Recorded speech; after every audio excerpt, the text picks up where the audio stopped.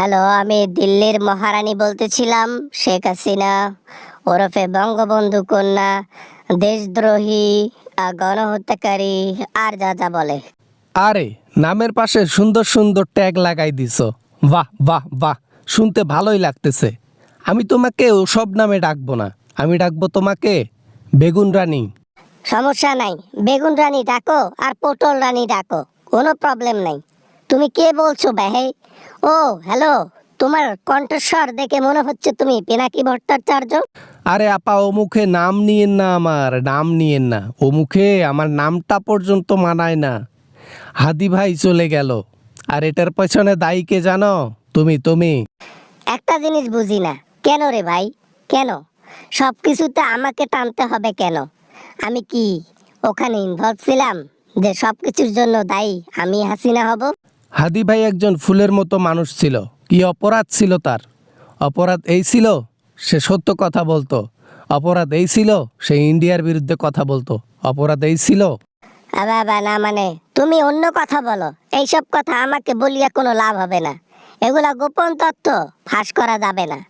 এখনো পর্যন্ত প্রমাণ হয় নাই, তাই বলতে চাই না এসব কিছু। প্রমাণ হবে হবে, কিছু দিনের মধ্যেই সব কিছু বেরিয়ে আসবে।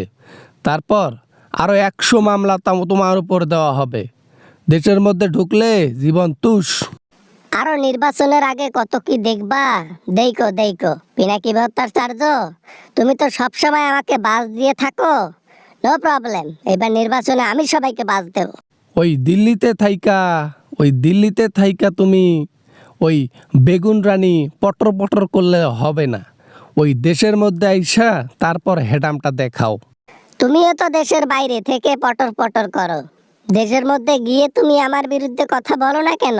হ্যাঁ, সাহস নেই নাকি বুকে? এ বেটা পিনাকি ভট্টাচার্য, বল বল, দেশে যাস না কেন তুই? আমার মতো লোক বেঁচে থাকার প্রয়োজন আছে, কারণ সত্যটা তুলে ধরতে হয়। আমার মতো লোক দেশে গেলে 2 দিনও বাঁচবে না। আর তোমাদের পেছনে বাসটা দেবে কে তখন? সেটাই বল, সেটাই বল।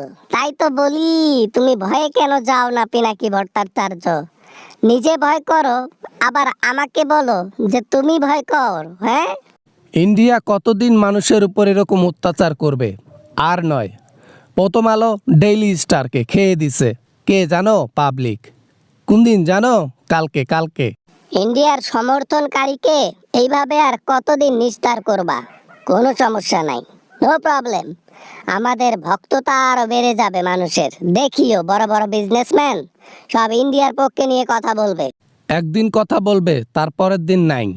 2 দিন কথা বলবে, তারপরের দিন নাই। ইন্ডিয়ার পক্ষ যে নেবে সে তারপরের দিন নাই হয়ে যাবে, বুঝলা? বাবা না, মানে এ বেটা, আমার বিরুদ্ধে কোনো কথা বলবি না। বল বল, কত টাকা ডিমান্ড তোর? 1 বস্তা, 2 বস্তা, 5 বস্তা, 100 বস্তা টাকা দেবো তোরে। সত্যতা কিনে নিতে অর্থ লাগবে, সে অর্থ তোমার কাছে নাই হাসিনা। সে অর্থ তোমাকে সব বিক্রি করলে, তোমার গোষ্ঠী শুদ্ধা বিক্রি করলেও সে অর্থ হবে না, একটা সত্যতার দাম হবে না। আর তুমি বলো আমাকে কিনে নিবা?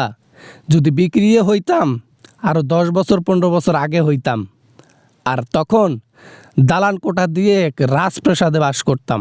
তুমি তাহলে বিক্রি হওয়ার মতো না। ওকে ওকে ওকে, নো প্রবলেম। তুমি ফোন রাখো ভাই, আমি তোমার সাথে কথা বলতে চাই না। তুমি কথায় কথায় শুধু আমাকেই বাজ দাও।